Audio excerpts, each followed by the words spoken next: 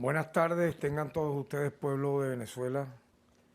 Con el debido respeto nos quitamos este obligatorio tapabocas para, como en efecto ha sido anunciado, dar detalles sobre el avance de las audiencias preliminares realizadas por nuestros fiscales ante el Tribunal de la Causa relacionadas con el abominable caso de la desaparición y muerte de Carlos Lanz.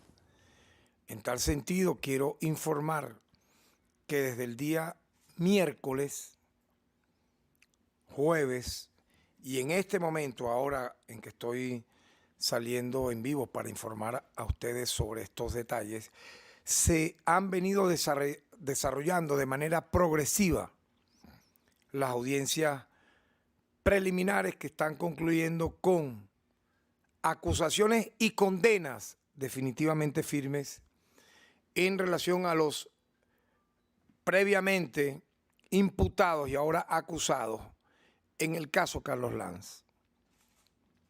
Varias de estas personas han admitido los hechos.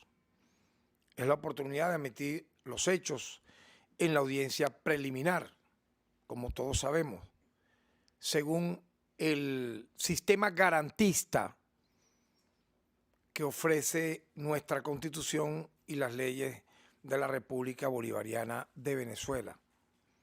En tal sentido, si me permiten, quisiera previamente que hemos hecho un trabajo arduo, técnicamente, científicamente impecable, a partir del momento en que se conoció en el mes de agosto del año 2020 la grave y terrible noticia sobre la desaparición de Carlos Lanz. Hemos tenido un avance sumamente importante, inédito. Yo creo que este caso en lo judicial, en lo policial, en lo técnico científico, deberá siempre ser tomado como referente para una trama que quienes la planificaron cobarde y criminalmente creyeron que podían tener la coartada perfecta para, según ellos,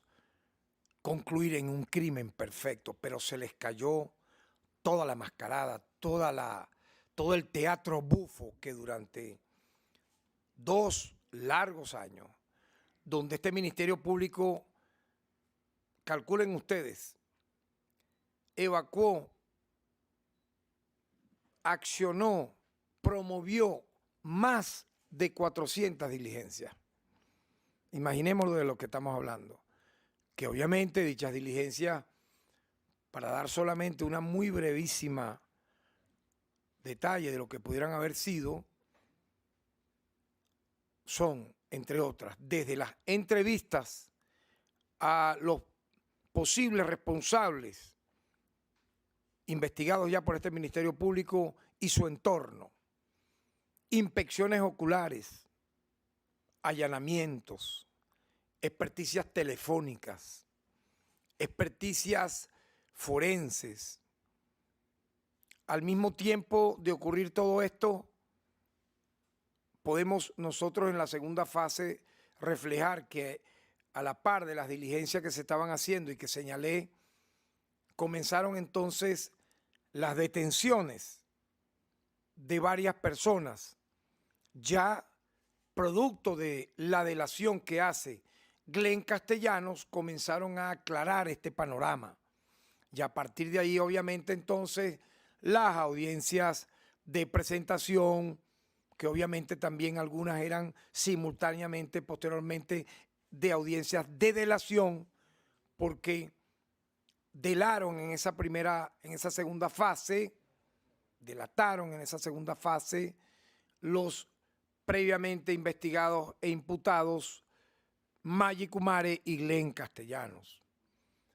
Igualmente, la audiencia de presentación e imputación de los demás personas vinculadas al hecho, entre otros Tito Viloria, a quien yo califico aquí por los interrogatorios a los cuales de manera formal, en las competencias que tengo como fiscal general, realicé, incluida, a los que me oyen y me ven, la realizada por mi persona el pasado día miércoles, entre la noche y medianoche de ese día, a este sujeto Tito Viloria, por lo que, según mi avance investigativo, lo que yo pude observar de los perfiles de todos estos psicópatas, él, sin duda, fue la mente macabra, la mano que mecía la cuna de todo lo que fue esta trama, el que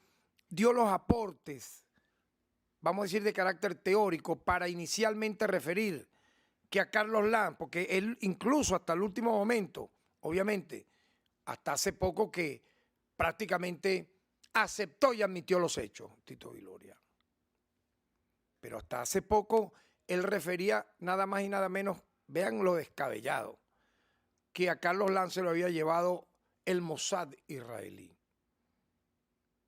Una cosa totalmente falsa, descabellada, pero que bueno, le sirvió a ellos para convertir un hecho criminal de desaparición y de sicariato en una trama, entre comillas, de carácter político, que fue un secuestro político. Del Mossad israelí pasó, según Tito Viloria, y eso fue lo que ellos trabajaron durante casi 2 años, a la CIA. El Mossad israelí secuestra a Carlos Lanz, según Tito Viloria, y lo repetía luego Maggi Kumare en todas sus declaraciones que aportaban junto con, como voceros del comité de búsqueda, el llamado comité de búsqueda de Carlos Lanz, insistían que eso había sido así y que luego del Mossad israelí detenerlo, entregárselo a la CIA, posteriormente la CIA, según Tito Viloria y Maggi Kumare, se los habían dejado a los paramilitares colombianos. Obviamente esa coartada tan burda para tapar lo que ellos hicieron como macabros autores intelectuales del hecho, en base al avance significativo de las investigaciones del Ministerio Público, apoyado por los órganos auxiliares de justicia que actuaron con nosotros, 6CPC, SEBIN, DIGESIN, el GOE, es decir, nos apoyamos como debe ser, como Estado de Justicia y Derecho, en estos cuerpos policiales que nos dieron un extraordinario apoyo como debe ser para esclarecer la verdad. Se les derrumbó.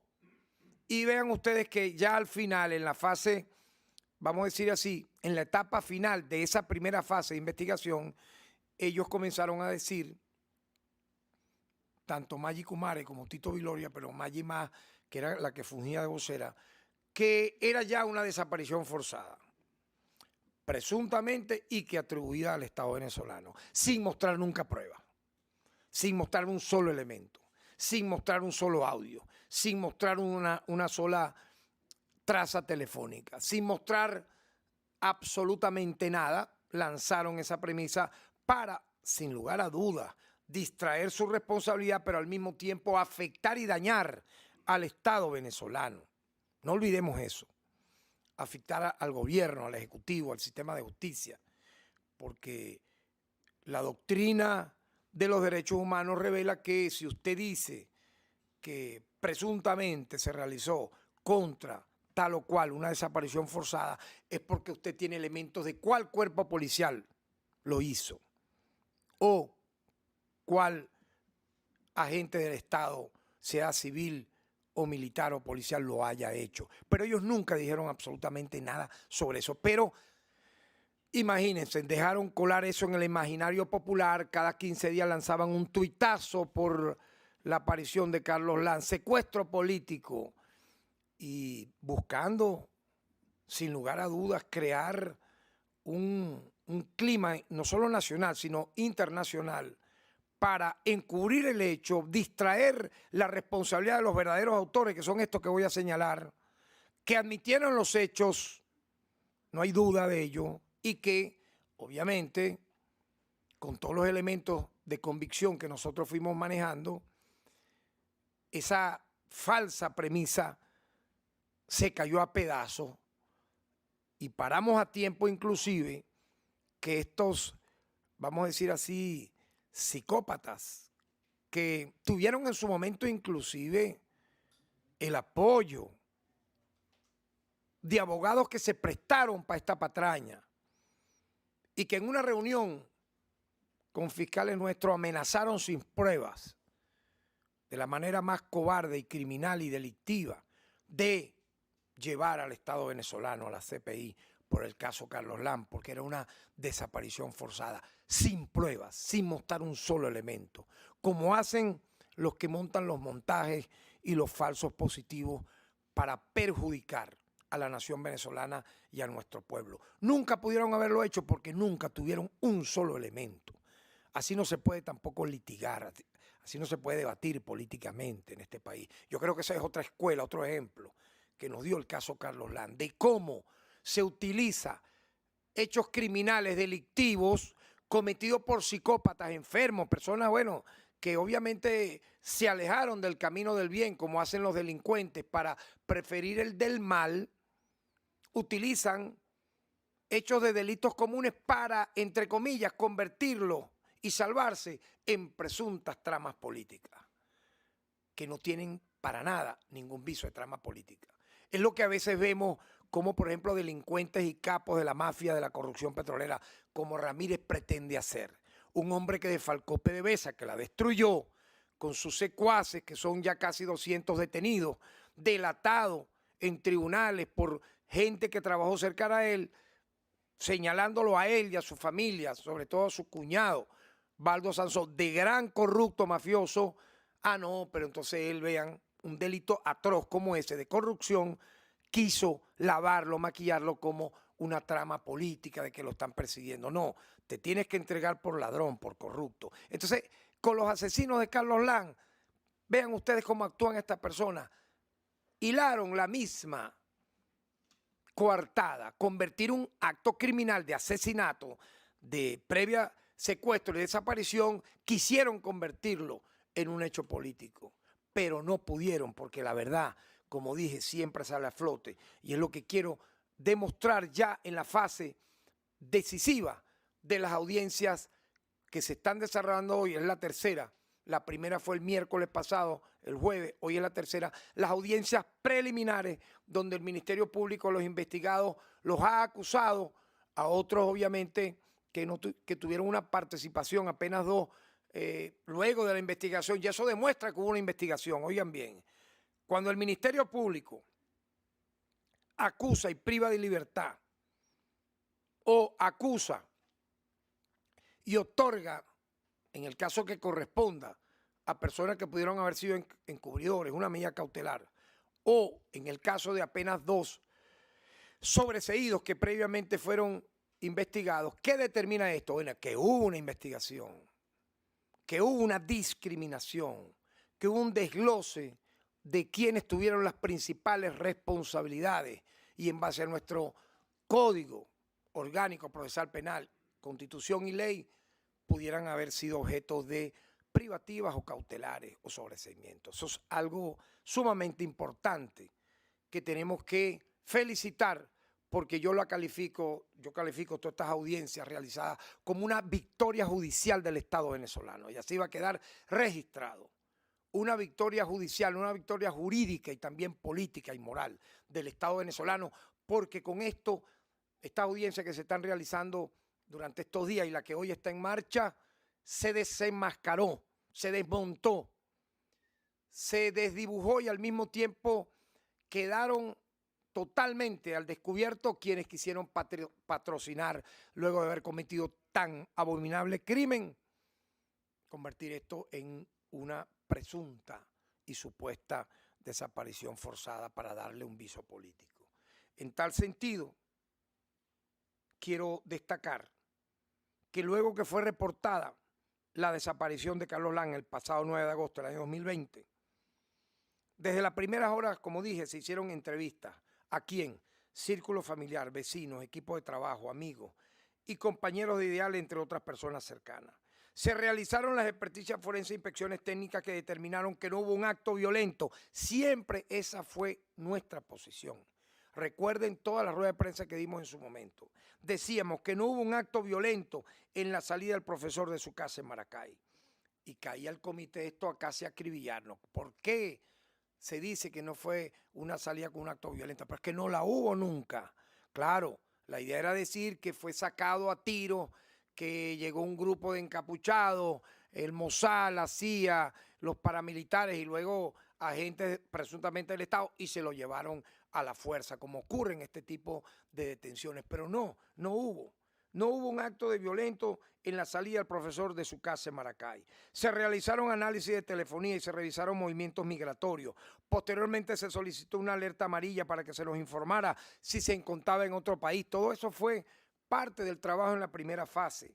Se analizaron cámaras de seguridad, se realizaron recorridos con drones buscando su cuerpo, se revisaron los perfiles de financieros de todos sus allegados, se extrajo información de discos duros y otros dispositivos, se realizaron pruebas y experticias que nos dieron algunas claves que guiaron esta primera etapa, esta primera fase de la investigación.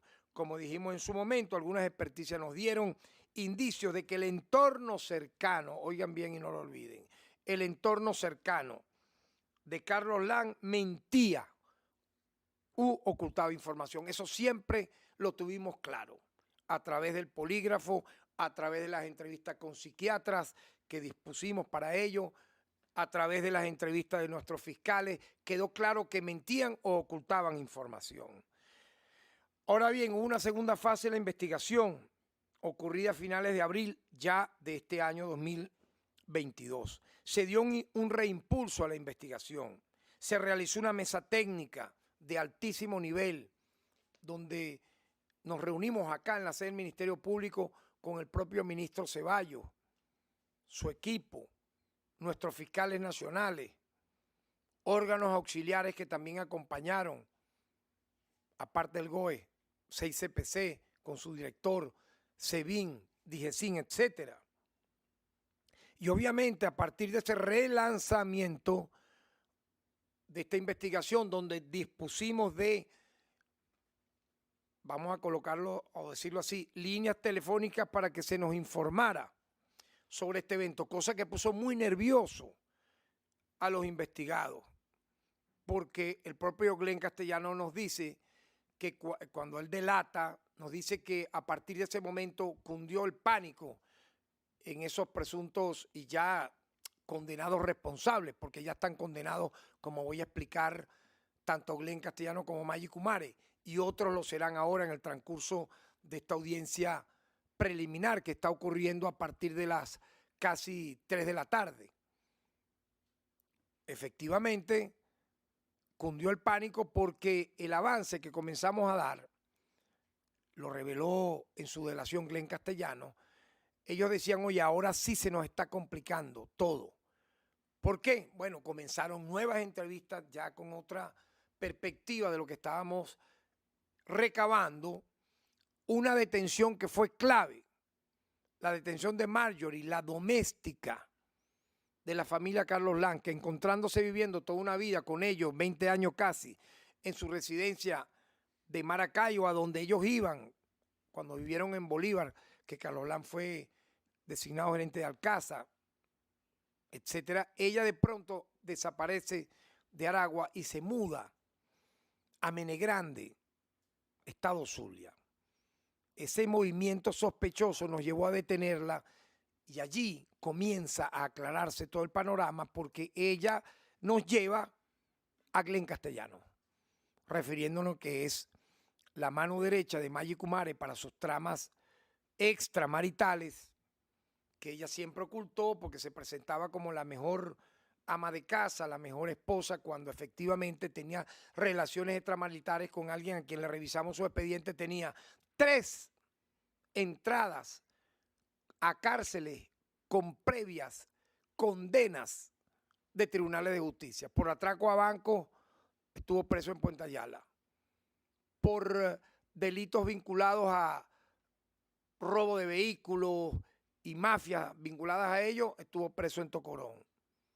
Igualmente, antes de participar perdón, de participar, y es importante un video de la hermana de Castellano que vamos a pasar que vincula a Tito Viloria. Luego de la desaparición de Carlos Lanz, vuelve a ser detenido Glenn Castellano y dura meses preso por también cometer delitos de tráfico de vehículos, etcétera. Entonces, obviamente, en esta segunda fase de la investigación, todo se fue aclarando a partir de esto que estoy señalando y que detallaré de una manera más precisa. Se hicieron nuevas pesquisas, nuevas entrevistas realizadas durante los meses de mayo y junio. Fueron poco a poco cerrando el cerco sobre el grupo familiar más cercano a Carlos Lanz. Allí se descubrió, como ya dije, el cambio de residencia de la doméstica de la casa de la familia Lanz Kumare, a quien se logró ubicar a finales de junio en Menegrande, Zulia. Al ser entrevistada, detalló la mala relación de Maggie con Carlos y las continuas peleas y agresiones físicas y psicológicas de ella hacia él, así como la identificación de dos amantes de esta señora que ya ha sido condenada, como explicaré, por su participación directa en el sicariato de Carlos Lanz. Ella identificó la doméstica que he mencionado, que Glenn Castellano y Oliver Medina eran parejas extramatrimoniales de esta señora Maggie Kumare. También explicó que fue despedida y sacada de la casa una semana antes de la desaparición de Carlos Lanz, para obviamente borrar rastro. Y no solo que luego fue sacada, sino que cuando ella estaba viviendo en otra casa en Maracay, en casa de un familiar, Maggie Kumare de manera violenta y agresiva le quita la llave de esa casa en la cual ella vivió durante casi 20 años. Obviamente se nos lleva a entrevistar a Oliver Medina, quien confirmó haber sido pareja de Kumare y también ser parte de la trama de corrupción de ella. Eso también nos llevó obviamente a Darwin Zambrano, expareja de Aliesca Gil, hijastra del profesor Lanz, que confirmó las relaciones extramatrimoniales y los malos tratos de Maggie Kumare contra Carlos Lanz. Es decir, se fue derrumbando toda esa teoría que ella quiso poner, la más negada esposa, dirigente del comité de búsqueda de Carlos Lanz, revolucionaria, todo lo contrario. Esto ya nos determinó que efectivamente esta señora tenía mucho que ver con este crimen. Tras las revelaciones de estas personas, ¿se ubicó a quién?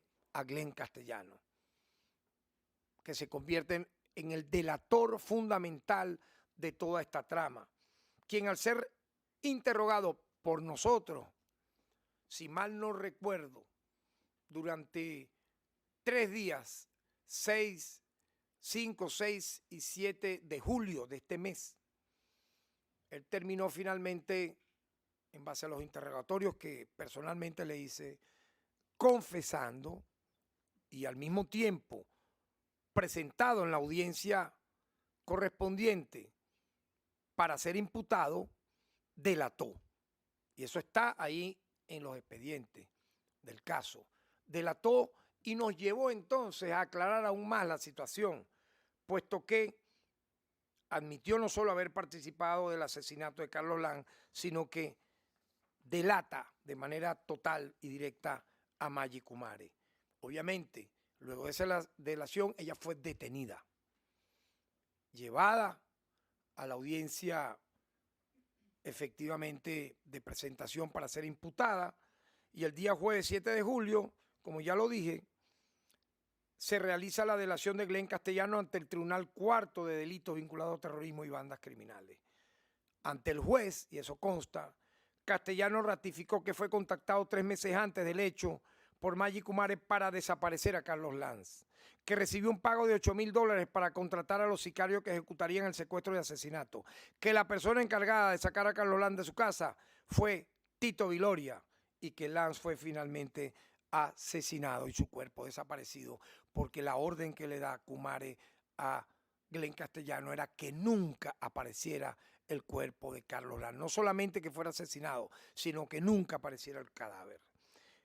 Vamos entonces, por favor, a recordar, hemos hecho un resumen de un video que presenté yo en una de nuestras recientes ruedas de prensa para informar de estas imputaciones, un resumen de aquel video de un poco más de 9 minutos, voy a mostrar extractos de un poco más de 3 minutos de delación previa que hace este sujeto Glenn Castellanos. Adelante. Buenos días. Hoy 5 de julio del 2022. Mi nombre es Glenn Rafael Castellano Hernández, cédula 1726356. Bueno, 3 meses antes de que sucedieran los hechos, del 8 de agosto, yo hablé con la esposa, donde me solicita le busque, con la esposa que es Maggie Kumare, que le busque 2 sujetos, 2 malandros, para desaparecer a un ciudadano, a un señor. Ella no me da detalles al momento. Yo hablo con los muchachos, los cuales uno tiene el apodo de bombero, el otro Pedro Basquetbol. Se coordina un dinero en dólares, $5,000 los muchachos. Ella, por el apoyo que le presté, me da 3,000 entre billetes de 50 y de $100.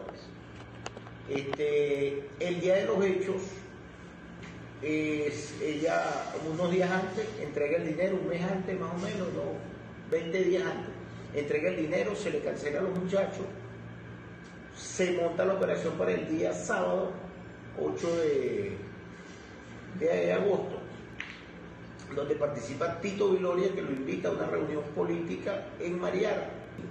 Lo lleva por la autopista regional del centro, hacia Yagua.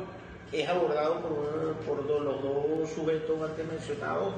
Someten a Carlos, lo amarran y amordazan. Es llevado con destino a la finca La Fortaleza en el estado Cojedes, vía El Baúl, propiedad de Tito Viloria. Yo cargaba un Ford Fiesta balita. Yo me regreso a Maracay, hago como me pidió Maggie Kumare, que llegara al INSE, me voy en el carrito de mi compañera, un Festiva rojo desteñido. Llego al INSE, estoy con ella un buen rato y luego me voy, salgo del INSE del Intercomunal, me dirijo a mi casa, cambio vehículo y me voy hacia el estado Cojedes. Cuando llego a la finca, está Carlos Lano, amordazado y amarrado, sentado en un bloque en una construcción que tiene dicha finca. De allí los 2 muchachos que lo ejecutan, lo llevan a una fosa que habían preparado un día antes el capataz de la finca. Por el estilo, cuando llegan a la fosa le piden que se arrodillen, a lo cual Carlos se niega, recibe el primer impacto.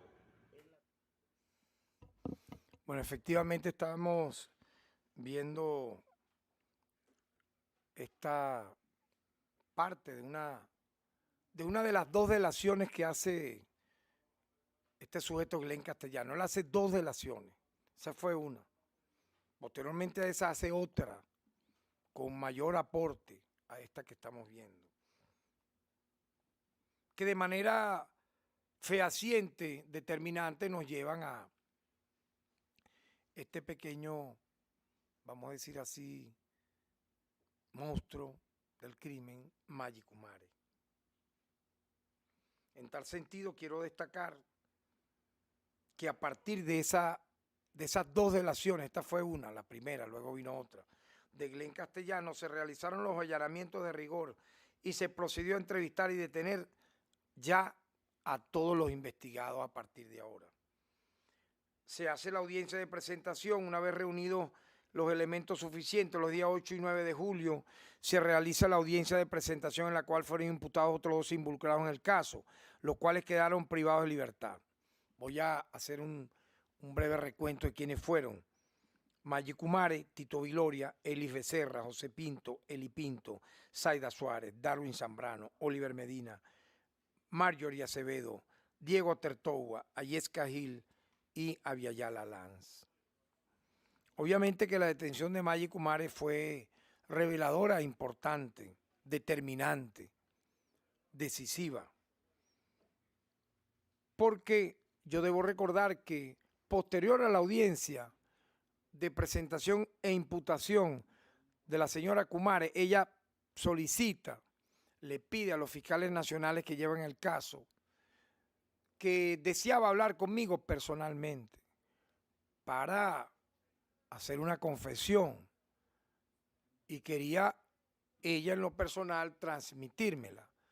Y así ocurrió. Efectivamente, la entrevisté durante varias horas y ella pues admitió ya, digamos, en ese interrogatorio su participación en los hechos, que luego fue certificada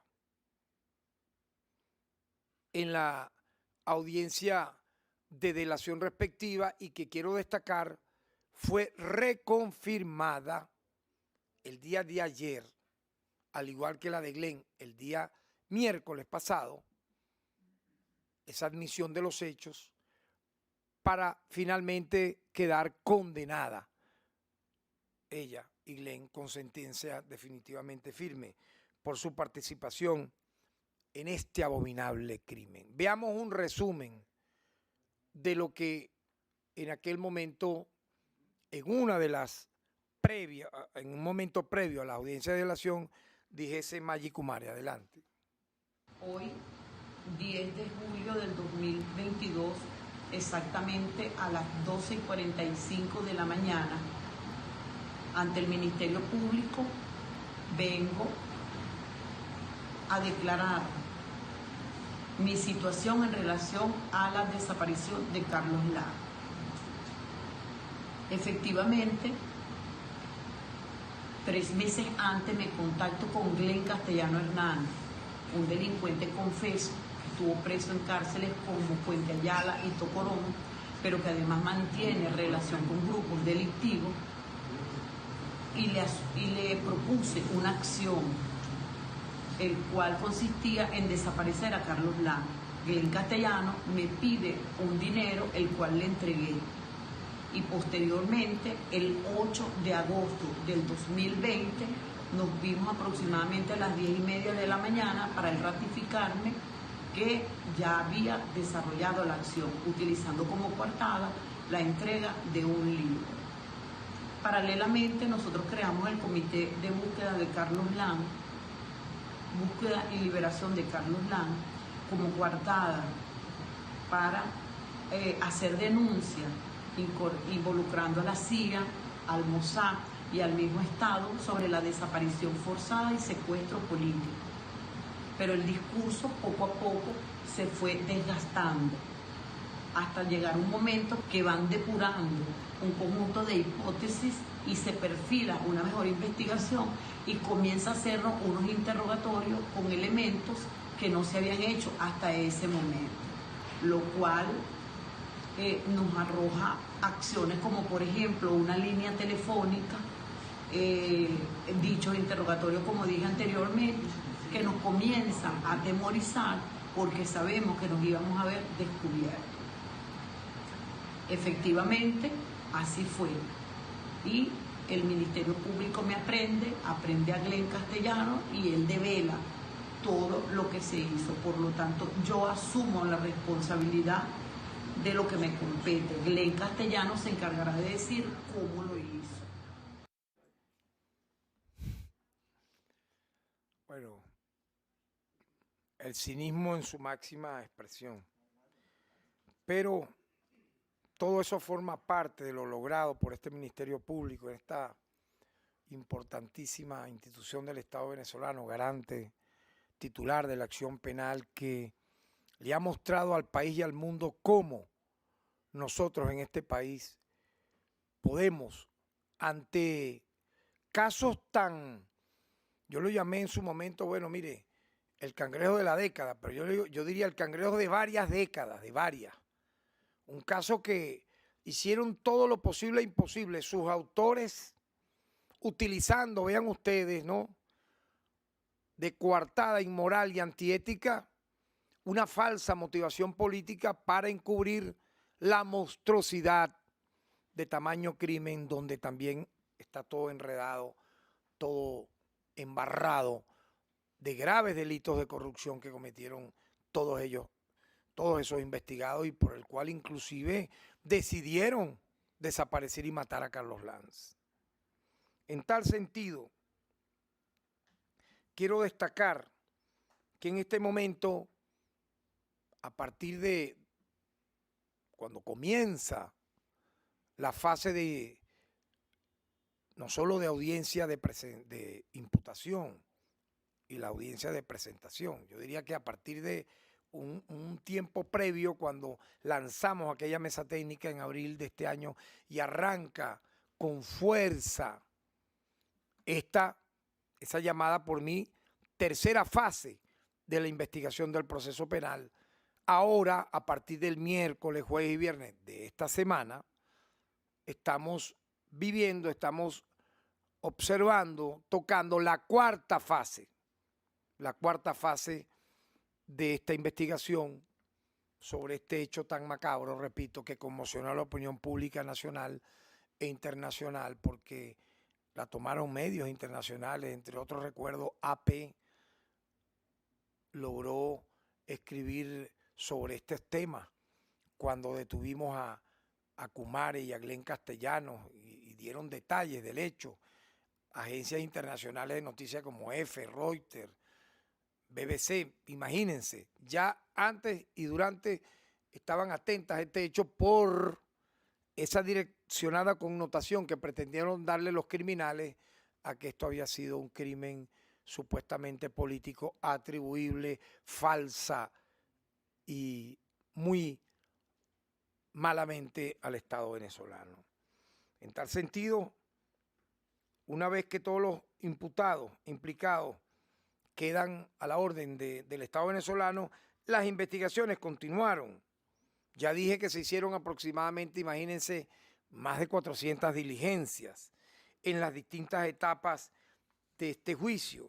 Y en este sentido quiero destacar que el día miércoles 14 de septiembre se realizó la audiencia preliminar de Glenn Castellano, a quien se le acusó, y el tribunal así lo acordó, los delitos de sicariato, asociación para delinquir y simulación de hecho punible.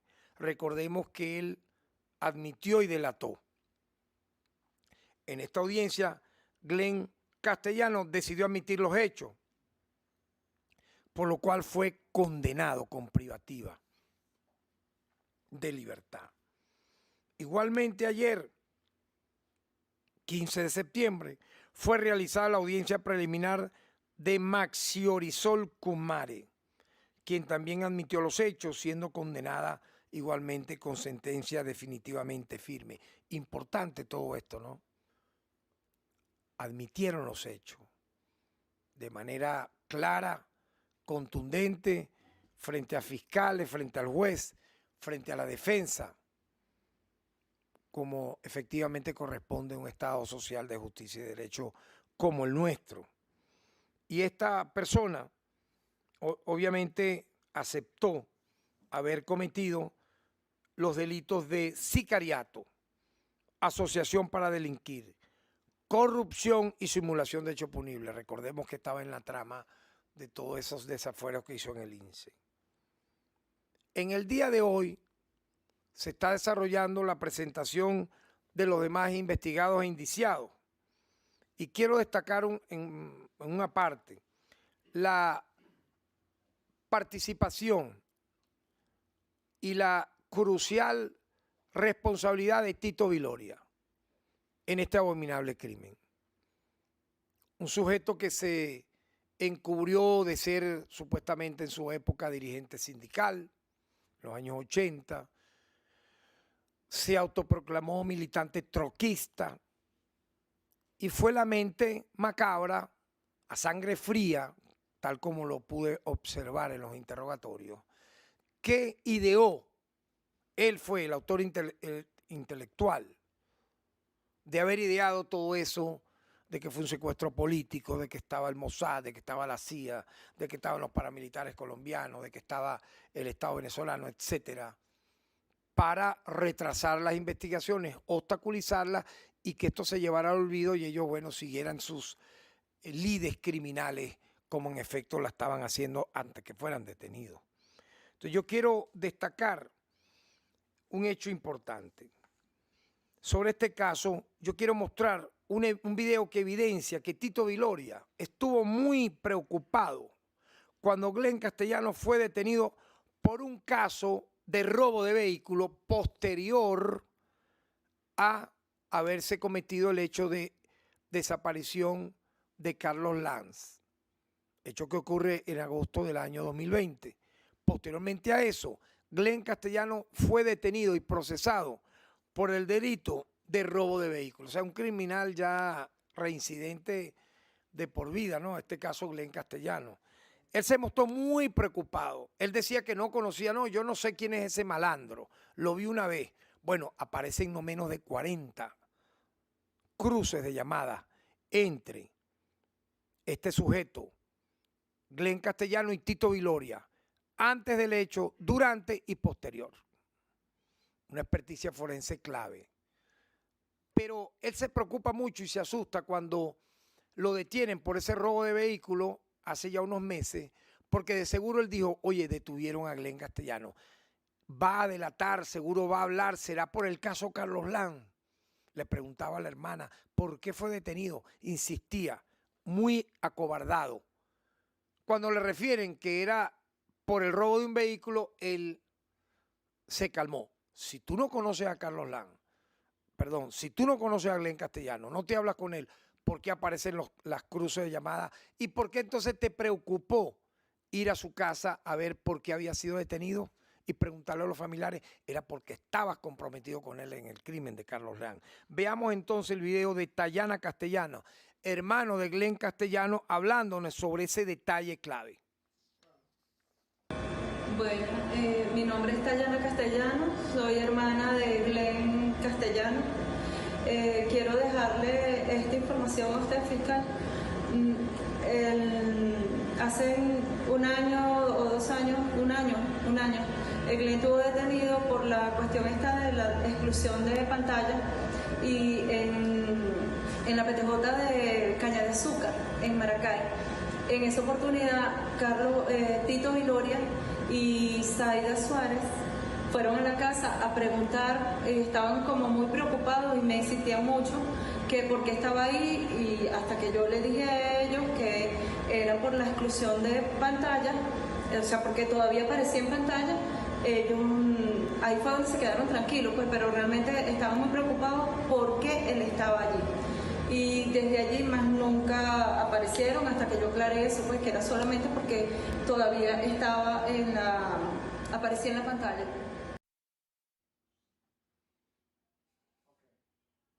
Tayana Castellanos, soy hermana de Glenn Castellanos. Quiero dejarle esta información a usted, fiscal. Hace un año o 2 años, un año, Glenn estuvo detenido por la cuestión esta de la exclusión de pantalla y en la PTJ de Caña de Azúcar, en Maracay. En esa oportunidad, Tito Viloria y Zaida Suárez fueron a la casa a preguntar, estaban como muy preocupados y me insistían mucho que por qué estaba ahí, y hasta que yo le dije a ellos que era por la exclusión de pantalla, o sea, porque todavía aparecía en pantalla. Ellos ahí fue donde se quedaron tranquilos, pues, pero realmente estaban muy preocupados porque él estaba allí. Y desde allí más nunca aparecieron hasta que yo aclaré eso, pues que era solamente porque todavía estaba aparecía en la pantalla. Bueno, efectivamente, esto que acabamos de ver y oír del testimonio de la hermana de Glenn Castellanos, Tayana Castellanos, sobre una detención por robo de vehículos que ocurre, como ella refiere, hace un año, hecho por Glenn, perturba, trastorna a Tito Viloria, que, como ustedes pueden observar, se apersonó en la casa de ella preguntando por qué había ocurrido el hecho, qué era lo que, por qué lo investigaban, todo lo que ahí pudimos observar. Obviamente por su terror, su temor a que la detención de Glenn Castellanos que era por ese robo de vehículos, y es lo que él aspiraba, no fuese por la del crimen contra Carlos Lanz. Efectivamente, luego de eso, vuelve a ser detenido ya por enésima vez Glenn Castellanos, ya por su participación en el caso Carlos Lanz, y él allí vincula de manera directa, inequívoca, a Tito Viloria en este hecho. En tal sentido, yo quiero seguir detallando, revelando todas las informaciones aquí recabadas, y en el medio de la audiencia realizada ahora, se está realizando ahora, mientras estamos hablando acá, se está iniciando la audiencia preliminar de los restantes indiciados en el caso Carlos Lanz. Y Tito Viloria ya ha manifestado absolutamente su voluntad de admitir los hechos, sería el tercero, en quedar condenado luego de la admisión de los hechos por los delitos de sicariato, asociación para delinquir, concierto para celebración de contratos y simulación de hecho punible, donde obviamente quedará privado de libertad, al igual que Glenn Castellanos y Maye Kumare, sin ningún tipo de beneficio. O sea, tanto que este señor le dio a la sin hueso para, en su frialdad, encubrir este crimen, incluso con todo el desparpajo, diciéndome a mí en el mes de julio, no, que a Carlos Lanz se lo había llevado a almorzar. Y la CIA y los paramilitares colombianos sucesivamente. Casi 2 años después del hecho, él cree que uno es pendejo, y en el interrogatorio llegó a tener la, vamos a decir, la barbaridad de decirme esto, cosa que ya obviamente no repite en esta audiencia preliminar de acusación, donde será condenado por los delitos que ya mencioné. Zaida Suárez, esposa de Tito Viloria, va a ser acusada por los delitos de encubrimiento en sicariato, asociación para delinquir, concierto con funcionarios para la celebración de contratos. Elis Becerra, capataz de la finca, será acusado por los delitos de sicariato y asociación para delinquir. Darwin Zambrano, ex yerno de Maye Kumare, se le acusa por los delitos de corrupción, encubrimiento en sicariato y simulación de hecho punible. Este sujeto también admitió los hechos, al igual que los anteriores, o tienen la voluntad previa, dicha frente a nuestros fiscales, de admitir los hechos y serán automáticamente condenados. Oliver Medina Amante se le acusa por los delitos de corrupción. Ayesca Gil, hijastra, se le acusa por los delitos de encubrimiento en sicariato y simulación de hecho punible. Aviala Lanz, hija de ambos, se le acusa por los delitos de encubrimiento en sicariato y simulación de hecho punible. También con la voluntad, todos estos que estoy mencionando, de admitir los hechos.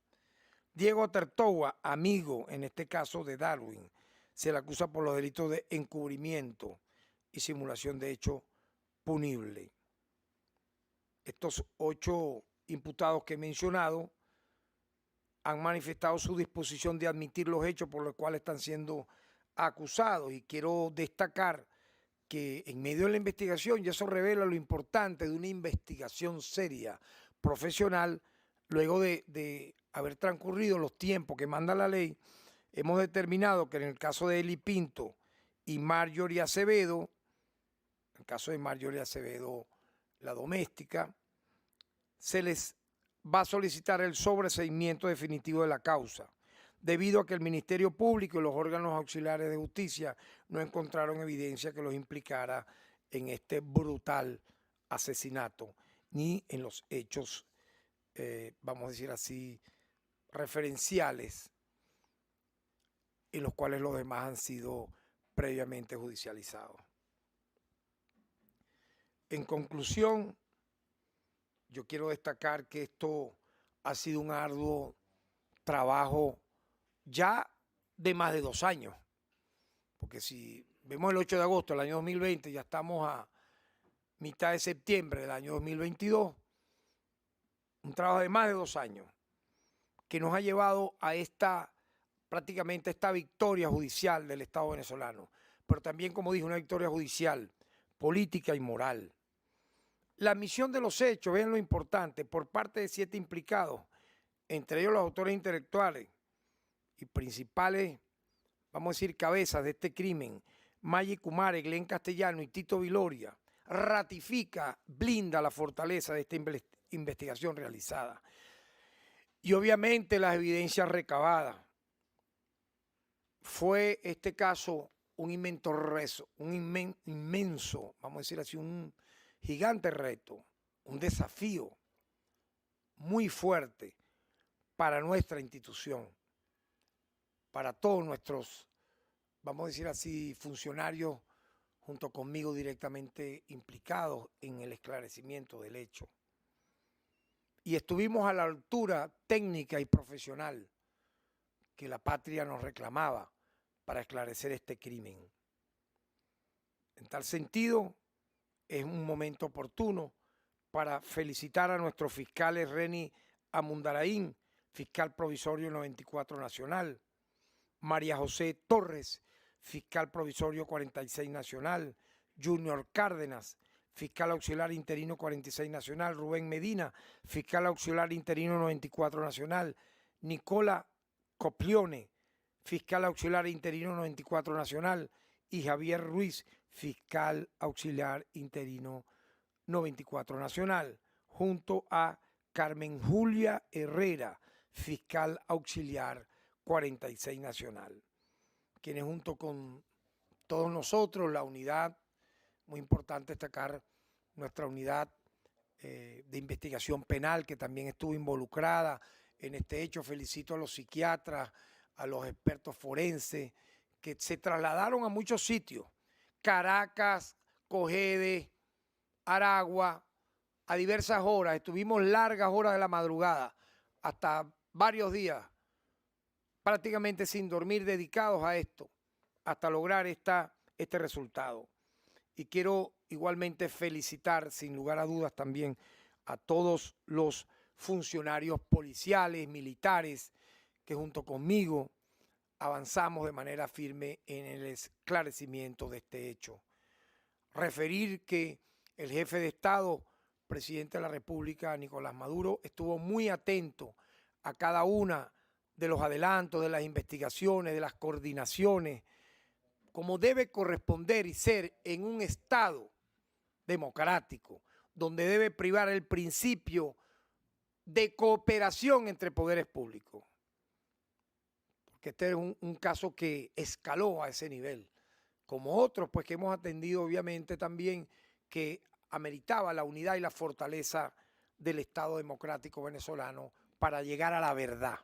Eso es lo más importante, llegar a la verdad y determinar los diversos grados de responsabilidad de estos sujetos. Y obviamente un triunfo importante que en medio de las rotundas y contundentes muestras y los elementos de convicción, que ellos admitieran los hechos.